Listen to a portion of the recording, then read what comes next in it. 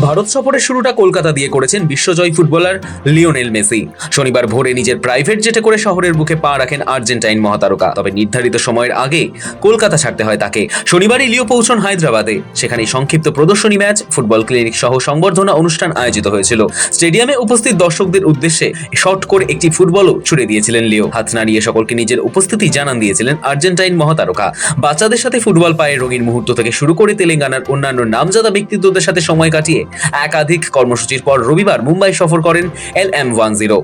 এরপর সোমবার মেসি পৌঁছবেন রাজধানী দিল্লিতে। সেখানেই প্রধানমন্ত্রী নরেন্দ্র মোদীর সাথে সাক্ষাতের পর নিজের দেশে ফিরে যাবেন বিশ্বজয়ী ফুটবলার। রবিবার বাণিজ্য নগরীতে পা রাখেন ফুটবলের বরপুত্র লিওনেল মেসি। ফুটবলের জাদুকর লিওনেল মেসির ভারত সফরের দ্বিতীয় দিনে যাতে কোনো বিশৃঙ্খলা না হয় সেজন্য নিরাপত্তায় মুড়ে ফেলা হয় গোটা শহর। রবিবার দুপুর নাগাদ দেখা যায় বিশ্বকাপ স্তরের নিরাপত্তার মধ্যে মুম্বাই এসে পৌঁছয় মেসি। কলকাতায় যুব ভারতী ক্রীড়াঙ্গনে তুমুল বিশৃঙ্খলার পরই সতর্ক ছিল মুম্বাই পুলিশ এবং প্রশাসন। মুম্বাইতে ব্রাবন ও ওয়াংখেড়ে স্টেডিয়ামে ইভেন্টে অংশ নেন মেসি। দুই ভেন্যুতেই তারকা সমাবেশ ছিল। বিশ্বজয়ী ফুটবলারের মুম্বাই সফরে যাতে কোনো রকম সমস্যা না হয় সেদিকে নিবিড় নজরও ছিল মহারাষ্ট্র প্রশাসনের। সোমবার প্রধানমন্ত্রীর সাথে দেখা করবেন লিও। শেষবারের মতো 2011 সালে গোটা আর্জেন্টিনা দলের সাথে ভারতে একটি প্রীতি ম্যাচ খেলতে এসেছিলেন বিশ্বজয়ী ফুটবলার লিও মেসি। যদিও সেবার মেসির নামের পাশে মহাতারকা শব্দটা ছিল না। সেই সময়ের পর দীর্ঘ অপেক্ষা পেরিয়ে আর্জেন্টাইন ফুটবলারকে পেয়েছে ভারত। আপাতত যা খবর, নির্ধারিত সূচি অনুযায়ী মুম্বাই সফর শেষ করে সোমবার দিল্লি পৌঁছবেন লিও। সেখানেই নিজের ঠাসা কর্মসূচির মাঝে প্রধানমন্ত্রী নরেন্দ্র মোদীর সাথে সাক্ষাতের কথা রয়েছে তার।